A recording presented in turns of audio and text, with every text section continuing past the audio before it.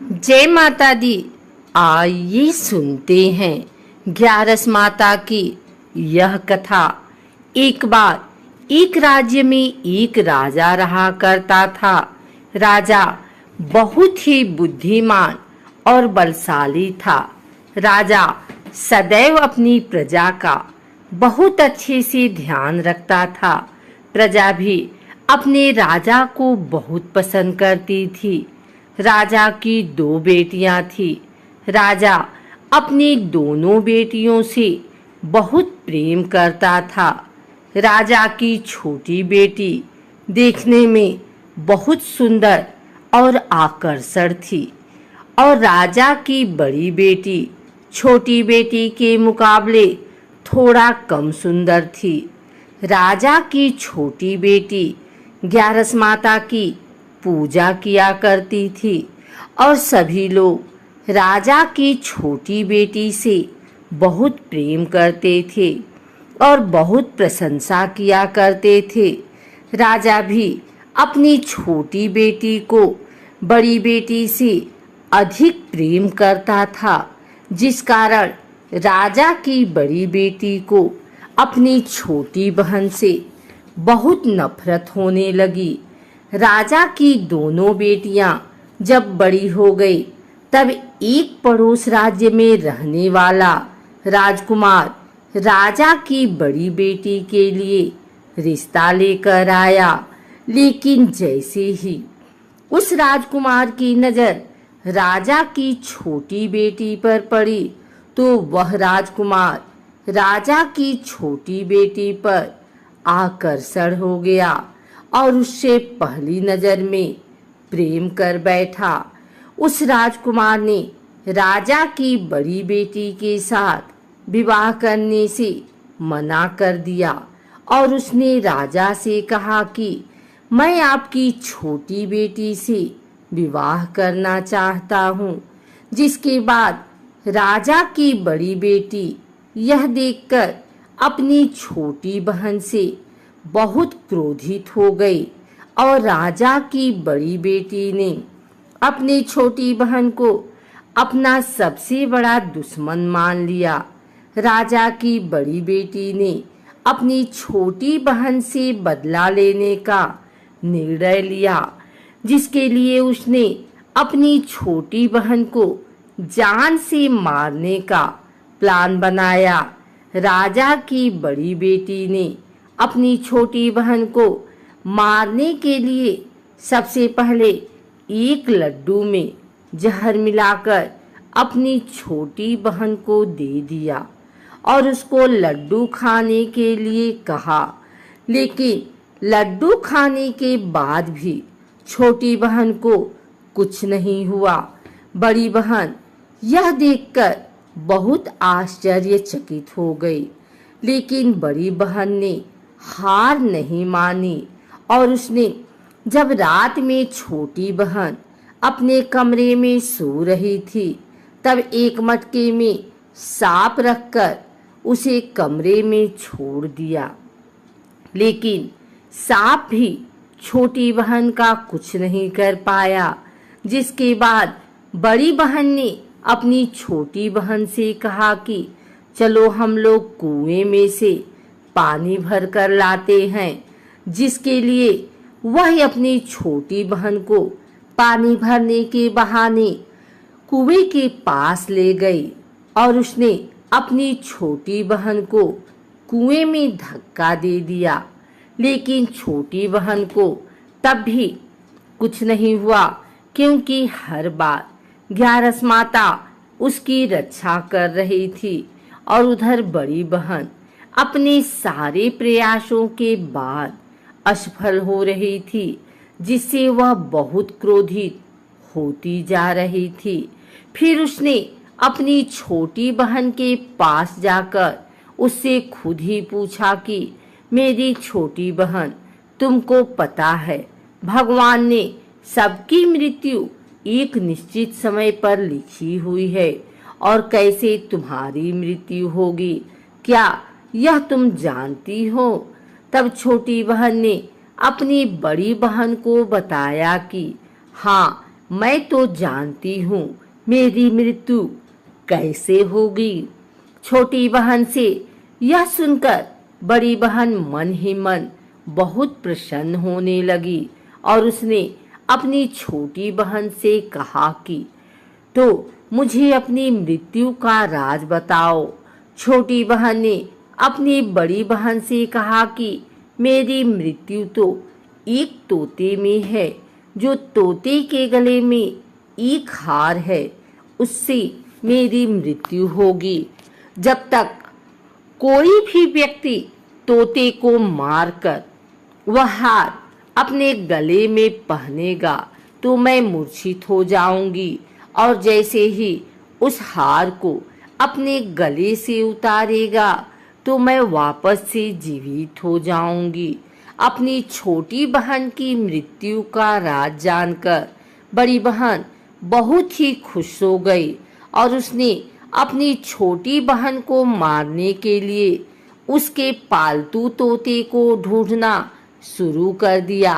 और छोटी बहन को इस बात का आभास हो गया था कि कोई उसकी जान लेना चाहता है, जिसके लिए वह अपने पिताजी के पास गई और उसने अपने पिताजी से कहा कि पिताजी, मेरी मृत्यु के बाद आप मुझे जलाइएगा मत, बल्कि आप मुझे अपनी पुरानी वाली हवेली में एक पलंग में लिटाकर छोड़ दीजिएगा। अपनी छोटी लड़की की यह बात सुनकर राजा बहुत आश्चर्यचकित हुए। राजा ने अपनी छोटी बेटी से पूछा, बेटी तुम यह क्या कह रही हो? तब राजा की छोटी बेटी ने बताया, पिताजी समय किसी के लिए नहीं रुका है, कब क्या हो जाए किसी को कुछ पता नहीं है। और फिर राजा ने अपनी छोटी बेटी से कहा कि तुम ऐसी बातें क्यों कर रही हो? 2-3 दिन में तो तुम्हारा विवाह है। लेकिन छोटी बेटी ने अपने पिताजी को ऐसा करने पर मजबूर कर दिया और उनसे वचन ले लिया। राजा ने भी अपनी छोटी बेटी की बात स्वीकार कर ली और 2-3 दिनों के बाद जब शादी का समय आया तब राजकुमार बारात लेकर राजा के घर आया और राजकुमार और राजा की छोटी बेटी का विवाह शुरू हो गया। जैसे ही राजा की छोटी बेटी राजकुमार के साथ फेरे लेना शुरू करती है, उसकी बड़ी बहन अपनी छोटी बहन के कमरे में जाकर उसके तोते को पकड़ लेती है और उसको जान से मार देती है। तोते के गले में जो हार था उसको अपने गले में धारण कर लेती है। जैसे ही बड़ी बहन उस हार को अपने गले में धारण करती है, उधर छोटी बहन 3.5 ही फेरे ले पाती है और वहीं पर बेहोश होकर गिर जाती है। जिसके बाद राजा ने बड़े दर्द हकीमों को बुलाया और अपनी छोटी बेटी का इलाज करने के लिए कहा। राजा की बात सुनकर वैद्य ने छोटी बेटी को जब चेक किया तो राजा को बताया कि आपकी छोटी बेटी ना तो जीवित है और ना ही मरी हुई है। यह मैं ऐसा पहली बार देख रहा हूँ।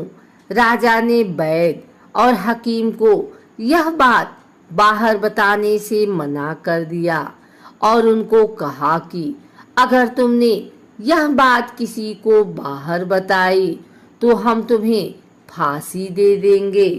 राजा ने अपनी छोटी बेटी को पुराने महल में ले जाकर एक पलंग पर लिटा दिया और वहां पर कुछ सैनिकों को तैनात कर दिया। वापस अपने महल पर आ गया।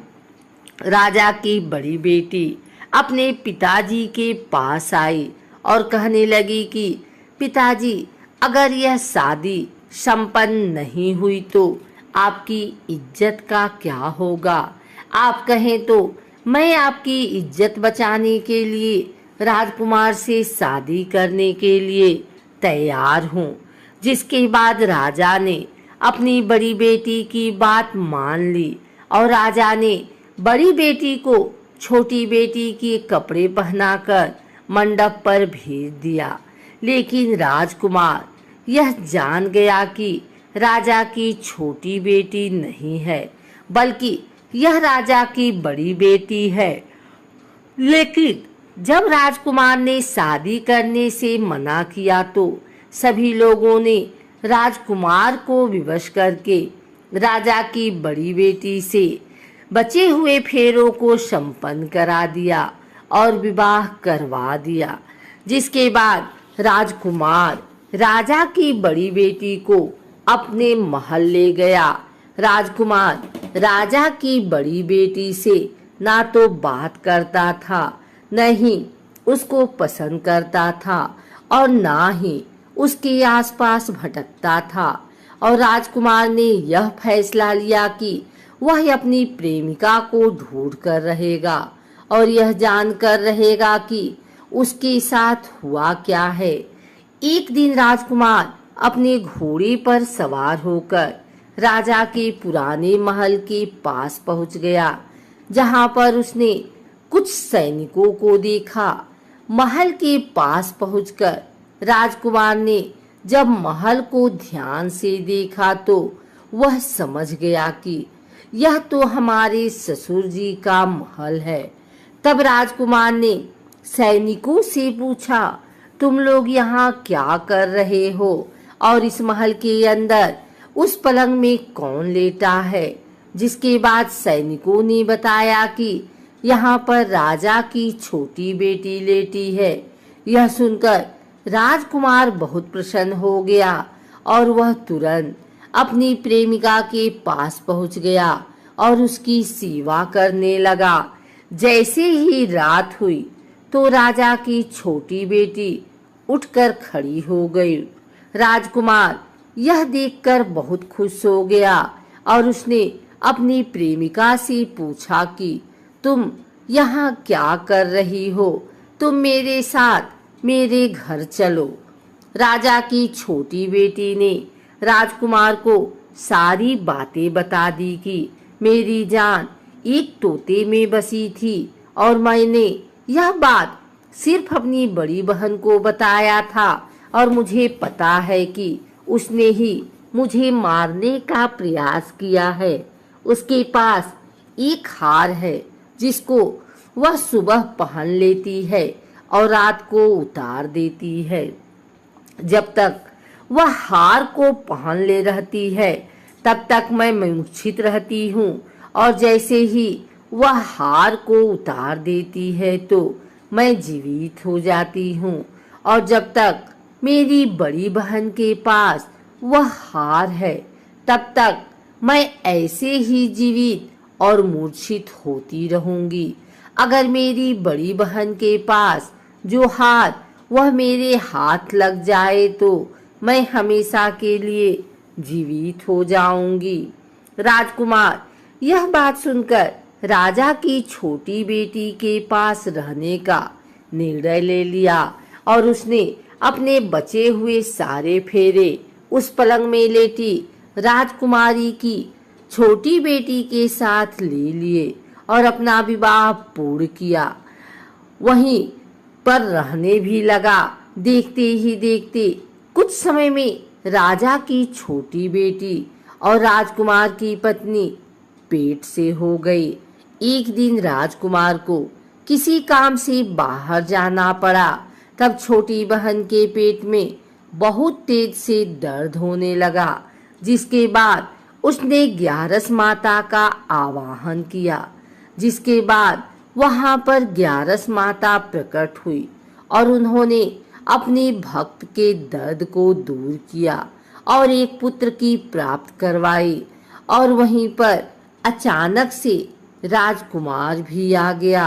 राजकुमार ने ग्यारस माता को देखा तो वह आश्चर्यचकित हो गया और उसने तुरंत माता को प्रणाम किया और ग्यारस माता ने राजकुमार से कहा कि जब तुम्हारा 5 वर्ष का बेटा हो जाए तो तुम अपनी पत्नी का हार लाकर इसके गले में डाल देना।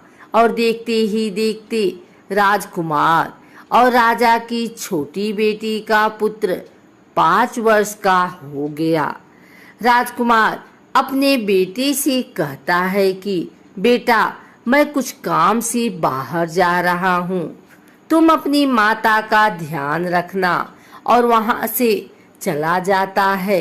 राजा को बाहर निकलता देख बड़ी बहन के सैनिक देख लेते हैं और बड़ी बहन को जाकर सारी बातें बता देते हैं। जिसके बाद बड़ी बहन अपनी छोटी बहन के पुत्र को वहां से उठवा लेती है और उसको मरवा देती है।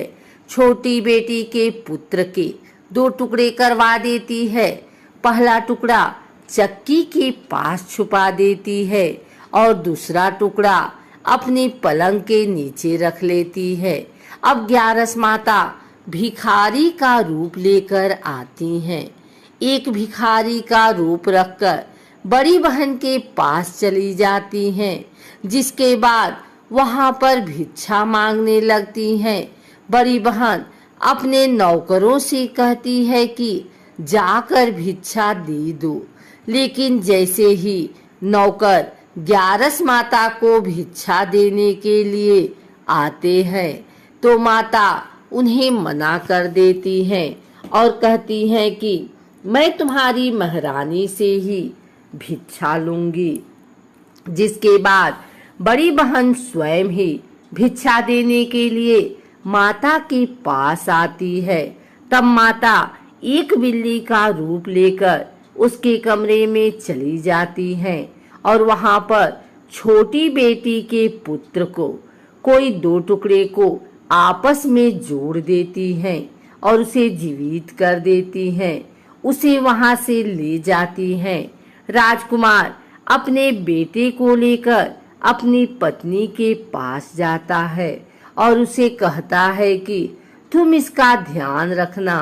अगर तुम इस बच्चे का अच्छे से ध्यान रखोगी तो मैं तुमसे बात करूंगा। एक दिन राजकुमार अपने बच्चे से कहता है कि तुम मम्मी से उनके गले का हार मांग लो। जिसके बाद राजकुमार का लड़का अपनी माँ के पास जाता है और कहता है कि माँ, मुझे तुम्हारा हार चाहिए जो तुमने गले में पहन रखा है। यह सुनकर पहले तो बड़ी बहन बहुत क्रोधित होती है, पर उसको यह याद आता है कि राजकुमार ने कहा था कि अगर मैं इस बच्चे का ध्यान अच्छे से रखूंगी तो वह मुझसे बात करेंगे। जिसके कारण वह हर बच्चे को देखती है और उसे संभालती है। वह तुरंत हार को ले जाकर अपने पिताजी को दे देता है और तभी राजकुमार अपने बेटे को लेकर वहां से जाने लगता है और अपनी पत्नी से कहता है कि तुम हमारे लिए खाना बनाकर रखना, मैं शाम को आकर तुम्हारे साथ खाना खाऊंगा। और वह अपने बेटे को लेकर वहां से चला जाता है। जिसके बाद वह राजा के पास जाता है और उनको सारी बातें बता देता है। राजा अपनी बड़ी बेटी की यह करतूत सुनकर बहुत क्रोधित होते हैं और अपनी परवरिश पर ही दोष देने लगते हैं और राजकुमार को अपनी छोटी बेटी के साथ रहने के लिए आदेश देते हैं।